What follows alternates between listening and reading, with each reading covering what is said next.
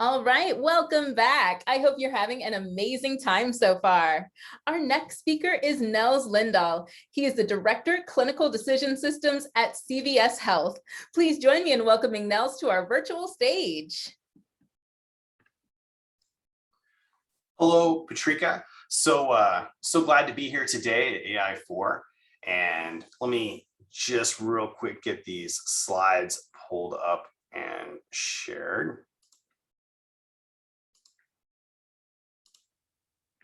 All right, here we go. All right, thanks so much, folks, for being here today with me. And I can't wait for the next time that we all get to be in a room together, which I think will be soon, so that we can share ideas and talk about some interesting things in the world of machine learning.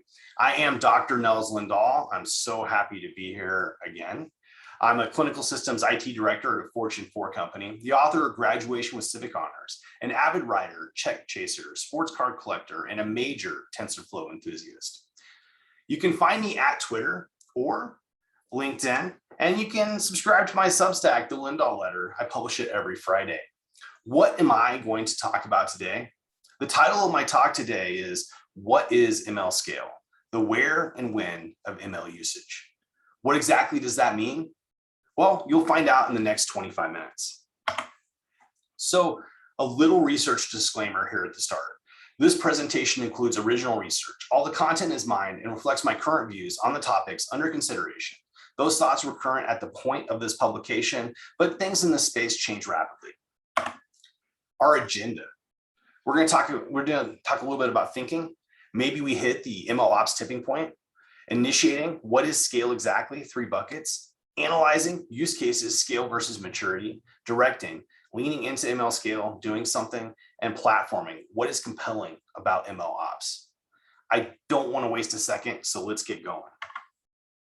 So to start off here, this is my introduction, and the thought that has been just racing through my mind recently is that maybe we've hit the ML ops tipping point. So machine learning technology has been growing a production footprint. It's out there in the wild right now. People are using it, and the adoption is just picking up pace. That means that generally, people are going to have to start using ML ops to sustain it, to grow it, to be able to use it and deliver on an ongoing basis, which is a super exciting time. So I think awareness and understanding of machine learning and of ML ops, what it takes to deliver that machine learning, is now at an all-time high. I think that's one of the reasons why we're hitting that ML ops tipping point. Also, the other reason, and let's be honest about it, is that ML technology can now deliver. So people are seeing real use cases in the wild, and they're able to have them grow and see them deliver real results. And at that point, it makes it so real for the people that maybe were a little skeptical about the hype and were curious about what this was actually going to deliver. Now that they see it in practice, right, we are seeing a land rush in machine learning ops. And so there's a ton of different things that are popping up, and we'll go through a bunch of the different companies and kind of my take on it here as we get into this presentation. For me, I really believe the next 6 months will be key. That's when we're going to start to see exactly what's happening with ML ops. So we'll watch to see the winner. All right, initiating. Let's set the stage. What is ML scale exactly? Well, conceptually, I have been breaking down the categories of machine learning use cases into 3 buckets. Bucket 1, things you can call. These are your external API services. And this is where right now the magic is really happening, because the number of things that can be provided where you just have to add it to your workflow, you just go out and you get all this goodness and you add it in, is just exploding. And we'll talk a little bit more about that here in just a minute. Bucket 2, places you can be. Ecosystems where you can build out your footprint, AWS, GCP, Azure, and many others that are springing up for MLOps delivery. And I think you're seeing a lot of places where startups and companies that had a chance to build greenfield got to natively build in some of these places. And so they have a big kind of just advantage in terms of the technology stack because they were ready to go natively. Then you have bucket 3, building something yourself, open source and self-tooled solutions. And at the start, that's where almost all of this was happening. And that categorization helps me think about where things for use cases are going to happen. It's a very tactical question versus a strategic one. So seeing the strategy beyond the trees in the random forest takes a bit of perspective. Sometimes it is easier to lock in and focus on a specific project and forget about how that project fits into a broader strategy.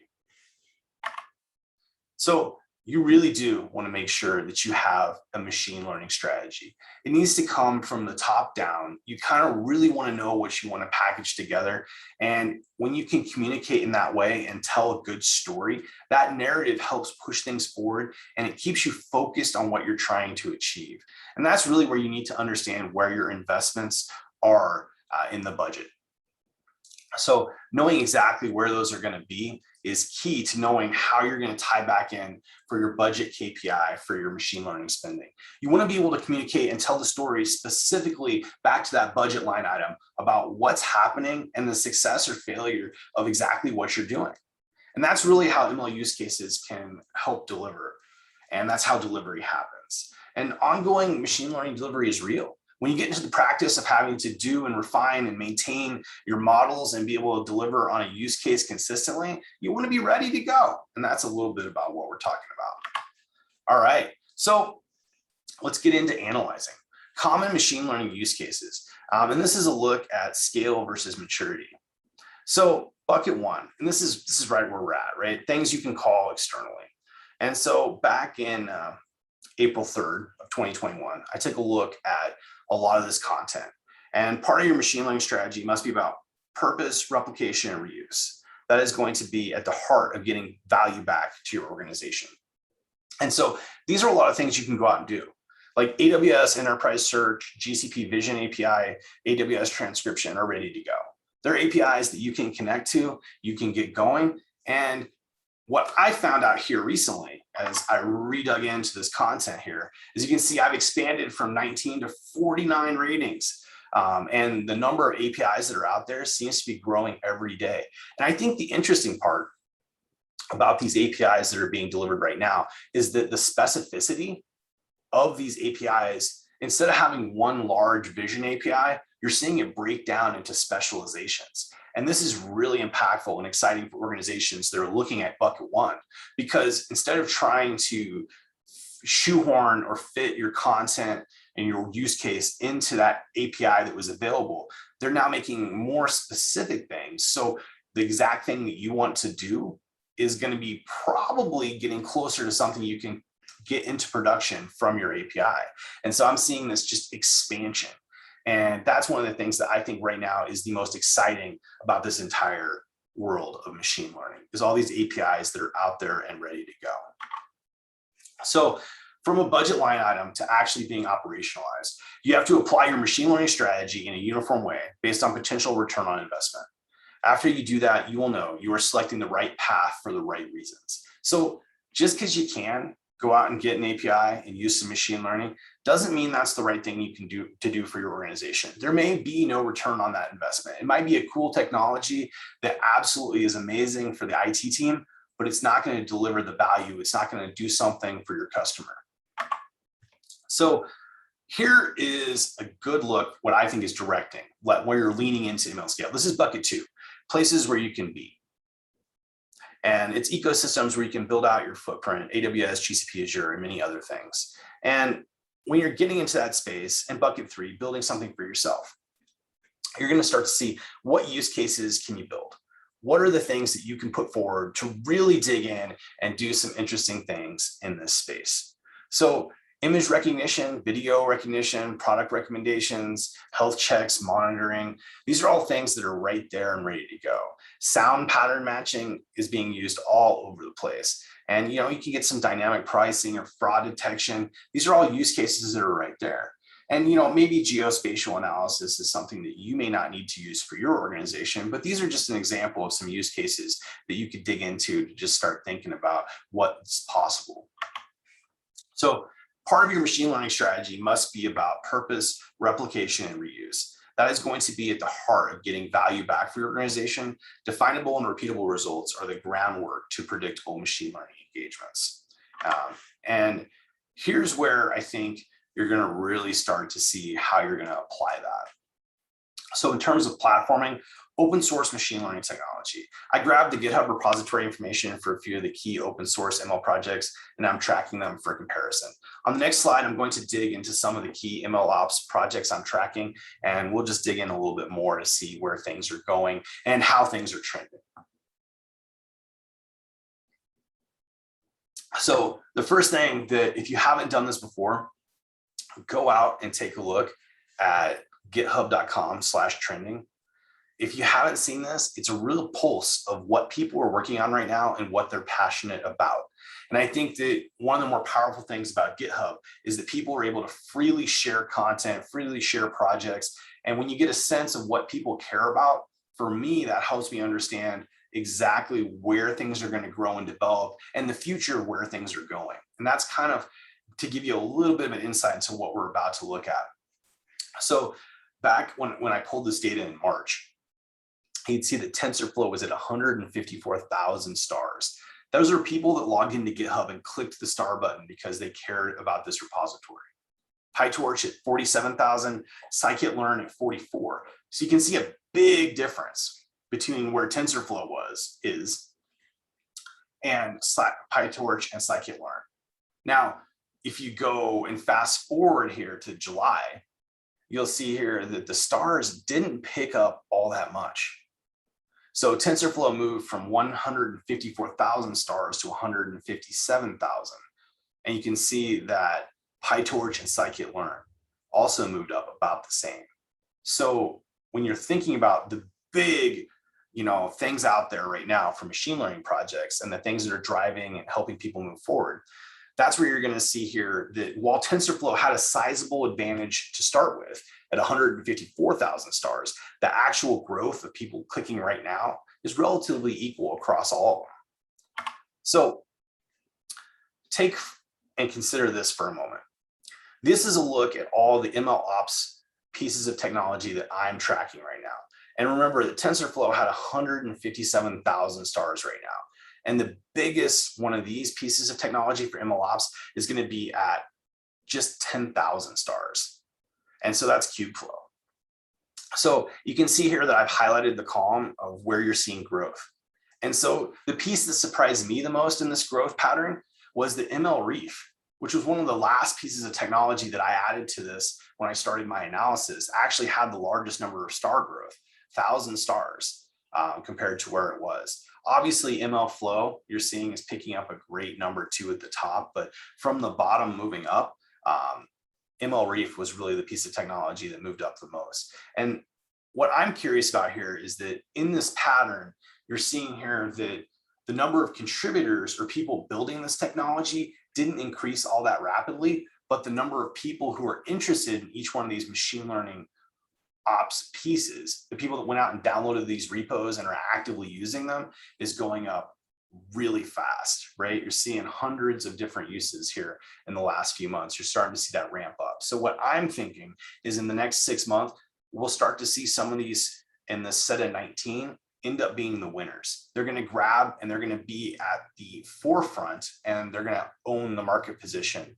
for MLOps technology. So this is really where I'm curious about seeing where things are going to go. So platforming, what is compelling about solving scale? Depending on the how and where your ML use cases, you will have very different MLOps needs. These are the companies and technologies that I'm tracking right now within the MLOps space. And I've laid these out here as I'm kind of thinking about it. Again, the MLReef is the one that I've seen move up. And I've been trying to research and understand exactly what triggered that increase in focus and attention to it. So something like Metaflow from Netflix, I think has a natural set of enthusiasm around it because it's supported by an organization like Netflix, where people know there's going to be ongoing support and excitement around it because that company is so established. So you would think within the stack of 19 things that are growing for MLOps, some of the things like from Google or Amazon would be the dominant drivers, but you're seeing here that there's a whole mix of things that are outside of that technology stack you're getting when you jump into being on Azure, GCP, or AWS.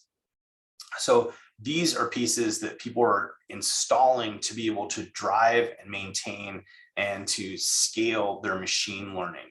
And so this is where you're going past that initial space where you're starting to build a use case and you're starting to really dive in, and you know the model works and you're ready to start delivering it in production.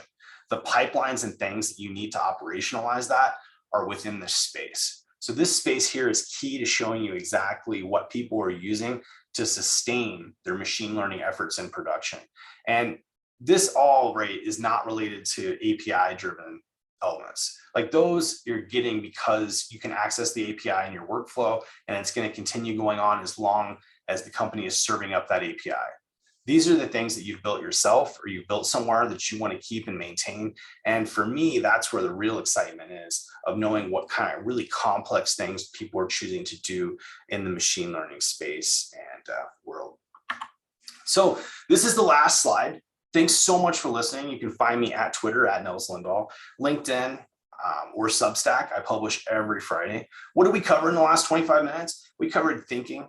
Maybe we hit the MLOps tipping point. Hopefully you can see from the data that I shared that people are really starting to use this and operationalize it. You can see the actual evidence of people adopting and downloading and using those GitHub repos and initiating what is scale exactly, the 3 buckets. We talked about those, analyzing use cases, scale versus maturity, directing, leaning into ML scale, doing something, platforming, what is compelling about MLOps. And the takeaways from today, hopefully you take away, have an ML strategy. You gotta have that story you're gonna tell. It's the pitch, it's what's gonna get you going. You gotta understand your pipelines. And I believe these MLOps technologies are gonna be key to helping you deliver on those pipelines. You have to figure out your MLOps. It's something that's going to happen as you get into the swing of things where you need to sustain and keep things going. And then you have to know your ecosystem. And I think knowing where you are and having a strategy will help set you up for success. And hopefully you enjoyed this talk here. And that's all I have, Patricia. Wow, thank you so much. If you can stop sharing your slides, I know this audience wants to give you a huge virtual round of applause because that was amazing. Thanks so much for taking time to share with us today. Thank you, Patricia, and I hope everybody enjoys AI4, and I can't wait for the next time that we get to see each other in person. Yes, looking forward to it. For the audience, it's time for you to make your way to your next session. Along the way, make sure you accept your connection request and take some time to check out our awesome exhibits. Thanks so much, and we'll see you around.